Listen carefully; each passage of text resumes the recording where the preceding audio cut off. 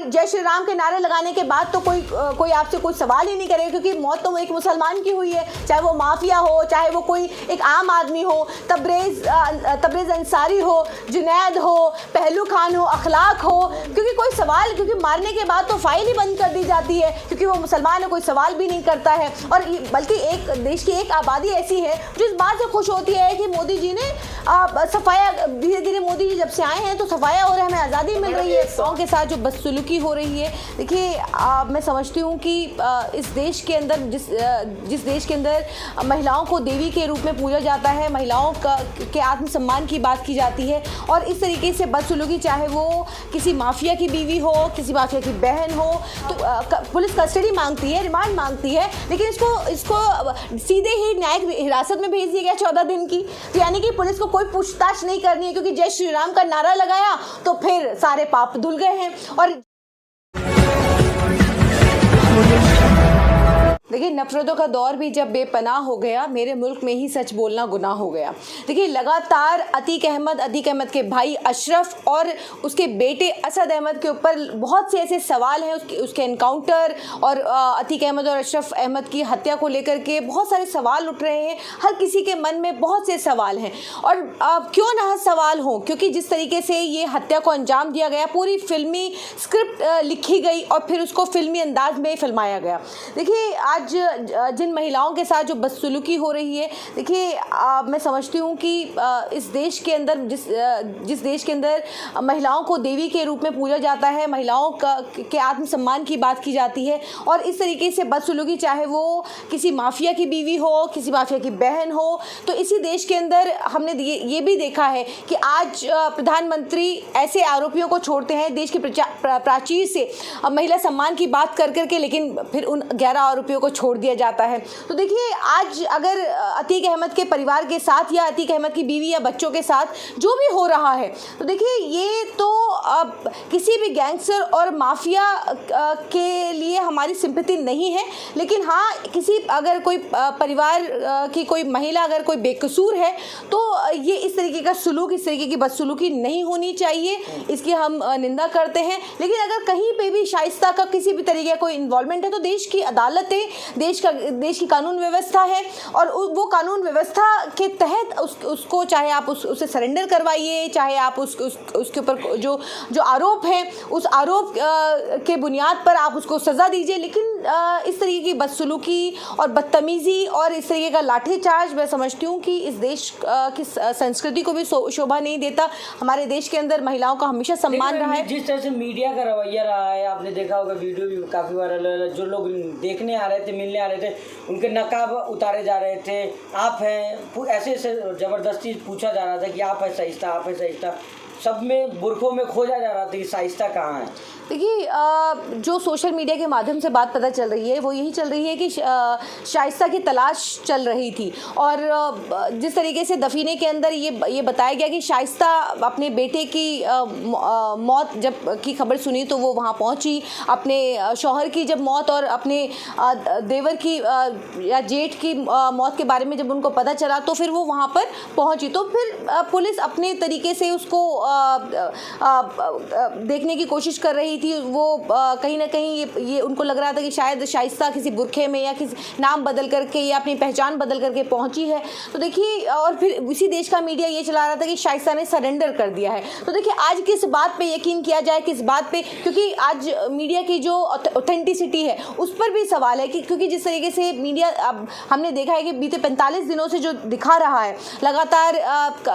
Encounter को लेकर के, बस पलटने को लेकर के, और जिस तरीके से अतीक और अतीक के भाई और उसके बेटे के बारे में जिस तरीके से लगातार मीडिया दिखाता रहा है, मांग करता रहा है, एनकाउंटर की, लाइव एनकाउंटर की मांग करता रहा है, तो इस देश का मीडिया ये तक चलाता है कि अतीक अहमद ने खुद ये जो ये मर्डर हुआ, ये हत्या जो हुई है, ये जो हत्यारे हैं ये अतीक अहमद के इशारे पर आए हैं। तो देखिए, आज कुछ भी कहना, आज इस देश की मीडिया से तो आप जो लोकतंत्र का मजबूत पिलर है उससे तो आप कोई उम्मीद कर ही नहीं सकते। कि शायद आपको सही जानकारी देखने को मिले। अब मुट्ठी भर आप जैसे कुछ पत्रकार रह गए हैं जो निष्पक्ष पत्रकारिता कर रहे हैं, इंडिपेंडेंट जो स्वतंत्र पत्रकारिता कर रहे हैं। अदरवाइज आप ये देखिए कि देश का मीडिया तो क्या क्या नहीं चला रहा है। अतीक अहमद के साम्राज्य के बारे में तो चलाता है, जो कई बार का विधायक है, सांसद है, लेकिन एक बार भी उसको उसके इस पद से नवाजा नहीं गया जो संविधान ने उसको ये अधिकार दिया, चुनाव लड़ने का अधिकार दिया। लेकिन एक बार भी ये नहीं, मैं मानती हूँ कि वो माफिया होगा, वो गैंगस्टर होगा, उसकी अपने इलाके के अंदर उसने अपना एक साम्राज्य बनाया है और लोग उससे डरते होंगे। मैं इस बात का मैं बिल्कुल समर्थन नहीं करती, मैं उसके लिए मेरे दिल में कोई सिंपैथी नहीं है और शायद किसी के दिल में भी नहीं होगी। लेकिन ये सवाल उठता है कि क्यों फिर हमारे इस देश के संविधान ने उसको ये अधिकार दिया, क्यों हमारे सिस्टम ने उसको ये अधिकार दिया, चुनाव लड़ने का अधिकार दिया, उसको सांसद बनाया, उसको विधायक बनाया, उसके भाई को विधायक बनाया और अतीक अहमद खुद कई बार के विधायक हैं। तो कहीं ना कहीं वो चीजें भी जुड़ी हुई हैं कि लोग फिर उसको जब इतना डरते थे तो डर करके वोट भी करते थे। मैडम, पत्रकारों को भी मशकूक निगाहों से देखा जा रहा है, लोग बातचीत करने में भी है ना डर रहे हैं, पत्रकारों से सहमे हुए हैं। देखिए, आज जिस तरीके की ये हत्या हुई है, उस हत्या के जो ये हत्यारे थे वो जिस भेष में आए थे वो पत्रकारों के भेष में आए थे। और देखिए, इसमें बड़ी जो चूक है, जो बड़ी चूक और बड़े सवाल जो उठ रहे हैं वो मीडिया कर्मियों को लेकर के तो उठ ही रहे हैं कि वो कैसे एक इतने संगीन आरोप का जो अपराधी है उसको मेडिकल के लिए लेके जाया जाता है, लेकिन कोई मेडिकल इमरजेंसी नहीं होती। क्योंकि ये तमाम सवाल जो हैं वो लगातार पूछे जा रहे हैं कि आखिर ऐसी क्या इमरजेंसी थी जो दोनों को इतनी बीते रात 10 बजे जिस मेडिकल अस्पताल में लेके जाया गया वहाँ पर उनको खबर ही नहीं है कि इस तरीके का कोई आरोपी है, इस तरीके का कोई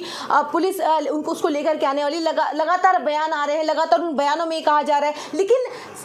बड़ा सवाल ये है कि उन आरोपियों को ये बात पता चल जाती है, क्योंकि जो मेडिकल जो ऑफिसर्स हैं उनको ये बात नहीं पता होती है कि कोई इस तरीके का अतीक अहमद का भाई मेडिकल के लिए आने वाले हैं। लेकिन आरोपियों को जो 3 हत्यारे थे उनको पता चलता है, वो रेकी करते हैं बाकायदा। 14-15 दिन से बताया जा रहा है या 20-25 दिन से बताया जा रहा है कि वो प्रयागराज के अंदर हैं, रेकी कर रहे हैं। और सवाल बड़ा ये भी है कि एक दिन पहले से, जैसा कि उन्होंने अपने बयान में बताया है तीनों ने, कि वो एक दिन पहले उस अस्पताल की रेकी करने गए थे। और क्योंकि अस्पताल वालों को नहीं पता है, लेकिन इन तीनों आरोपियों को कैसे पता चला। उसके बाद आप ये देखिए कि क्यों ना मीडिया की क्रेडिबिलिटी पे सवाल उठेगा, क्योंकि जिस तरीके से वो फर्जी माइक, फर्जी कैमरा लेकर के, डमी कैमरा, क्योंकि अक्सर ये इतनी आसानी से डमी कैमरा, डमी माइक नहीं मिलता है। डमी कैमरा, डमी माइक लेकर के वहाँ पे पहुँचते हैं, आई कार्ड बाकायदा लेकर पहुँचते हैं। और इतनी ऐसे जब वो मेडिकल के लिए जा रहे थे तो कैसे प्रेस वालों को बुलाया गया, जबकि आपने देखा कि कई ऐसी वीडियोस हैं जो लगातार सोशल मीडिया पे वायरल हो रही है, दिखाई जा रही है कि कितनी बड़ी पुलिस की निगरानी के अंदर, घेरे के अंदर ऐसे अपराधी को लेके जाया गया। लेकिन यहाँ पर आपने देखा कि 2-4 चंद पुलिस वालों के अलावा वहाँ पर कोई नहीं था, कोई ऐसा घेरा नहीं था रात के बीते 10 बजे। लेकिन पुलिस की तरफ से जो चूक रही वो बड़ी चूक ये रही कि इतने पुलिस वाले नहीं थे साथ में। उसके बाद आरोपियों ने लगातार अंधाधुंध 15-20 फायर की, और फायर करने के बाद आप ये देखिए कि पुलिस वाले काउंटर कोई फायर नहीं करते, बल्कि उसको पीछे से पकड़ते हैं, अपनी गन नहीं निकालते, कोई काउंटर नहीं किसी तरीके का किया। और फिर उसके बाद वो आरोपी जय श्री राम के नारे लगाते हैं। तो यानी कि किस तरीके का नैरेटिव हम समाज में सेट कर चुके हैं कि आज कहीं से भी कोई सरफिरा 3 अलग अलग जगह से, एक जो लवलेश तिवारी है वो बांदा से है, उसके बाद अगर हम दोनों आरोपियों की बात करें, कोई हमीरपुर से, कोई कासगंज से है, अरुण मौर्य कासगंज से, ये जो तीनों जो आरोपी हैं ये एक दूसरे को पहले नहीं जानते थे। लेकिन कैसे ये इकट्ठा होते हैं, कैसे प्रयागराज में 15-20-25 दिनों से रहते हैं, कौन इनको फंडिंग करा रहे, क्योंकि सब तो गरीब परिवार से हैं, किसी का बाप किसान है, किसी का ड्राइवर है, कोई चंद वो दुकान लगाता है, एक आरोपी का तो के माँ बाप दोनों ही नहीं है। तो आप ये समझिए कि किस तरीके से उनके पास 5-7 लाख की जो है विदेशी पिस्टल जो है उनके पास आती है, कौन मुहैया कराता है, कौन इसके पूरे पीछे मास्टरमाइंड है, क्या आपको जिगारा पिस्टल है तुर्की का है जो कि यहाँ बैन है। तो मैं वही पूछना चाहती हूँ कि ये उनके पास कैसे आया। वो देखिए वो जिस तरीके के अपराधी हैं वो बहुत ही ज़्यादा चोरी डकैती, वो इस तरीके के जुर्म के अपराधी हैं, लेकिन इस तरीके का ना तो उनका फाइनेंशियल बैकग्राउंड रहा है। मैडम, मेरा एक सवाल है कि एक देश में एक ही कानून है लेकिन अल्फाज अलग अलग इस्तेमाल किए जाते हैं। जिस तरह आपने भी लगातार आरोपी आरोपी कहा, यही अगर कोई मुसलमान होता तो आतंकी आतंकी कहा जाता, आरोपी नहीं कहा जाता। एक दो अल्फाज अलग अलग क्यों? कानून एक है, देश एक है, अल्फाज यानी धर्म का फर्क क्यों करते हैं? नहीं, देखिए 2014 के बाद एक देश दो कानून इस देश के अंदर बना दिए गए हैं। मुसलमान है तो आतंकी। क्योंकि देखिए जिस तरीके से लगातार 2014 के बाद एक वोट बैंक को जिस तरीके से डराने, एक खौफ का माहौल बनाने की कोशिश 2014 का चुनाव किस पर हुआ आप जानते हैं, और उसके बाद 2019 का चुनाव, फिर अब 2024 सर पर है, तो किस तरीके का माहौल बनाया जा रहा है कि मुसलमानों को। किसी मीडिया ने आतंकी से नहीं कहा। देखिए तीनों आरोपियों का कोई इतिहास नहीं बताया गया, किसी तरीके का कोई मीडिया, बल्कि मीडिया तो खुशियां ये मना रहा है कि एक माफिया का अंत हुआ, माफिया का साम्राज्य बताया जा रहा है, लगातार ये दिखाया जा रहा है, लेकिन कोई भी इन तीनों आरोपियों के बारे में कोई कुछ नहीं बोल रहा। उसके बाद देखिए सबसे बड़ी बात यह है कि किसी भी आरोपी को पकड़ने के बाद पुलिस कस्टडी मांगती है, रिमांड मांगती है, लेकिन इसको सीधे ही न्यायिक हिरासत में भेज दिया गया 14 दिन की। तो यानी कि पुलिस को कोई पूछताछ नहीं करनी है, क्योंकि जय श्री राम का नारा लगाया तो फिर सारे पाप धुल गए हैं, और जय श्री राम के नारे लगाने के बाद तो कोई आपसे कोई सवाल ही नहीं करेगा, क्योंकि मौत तो एक मुसलमान की हुई है, चाहे वो माफिया हो, चाहे वो कोई एक आम आदमी हो, तबरेज अंसारी हो, जुनैद हो, पहलू खान हो, अखलाक हो, क्योंकि कोई सवाल, क्योंकि मारने के बाद तो फाइल ही बंद कर दी जाती है, क्योंकि वो मुसलमान है, कोई सवाल भी नहीं करता है। और बल्कि एक देश की एक आबादी ऐसी है जो इस बात से खुश होती है कि मोदी जी ने सफाया, धीरे धीरे मोदी जी जब से आए हैं तो सफाया हो रहा है, हमें आज़ादी मिल रही है। एक सवाल है कि ये तीनों जो है जो जिन्होंने हत्याकांड को अंजाम दिया है, ये आतंकी है, आरोपी है? देखिए ये पूरी तरीके से आतंकी है, क्योंकि ये इस जिस तरीके का आप ये देखिए कि पूरा, अगर आप ये पूरी घटना को अगर आप सही तरीके से देखेंगे तो आपको ये लगेगा कि ये वो क्रिमिनल हैं, ये सुपारी किलर हैं कि जिनको सुपारी दी गई। पूरी तरीके से इस तरीके की पिस्टल चलाना, मैं समझती हूँ कि ये इतना कोई भी एक छोटा मोटा जो मुजरिम होता है, छोटा मोटा जो अगर कोई गैंगस्टर होता है, वो इस तरीके की बड़ी विदेशी पिस्टल नहीं चला सकता।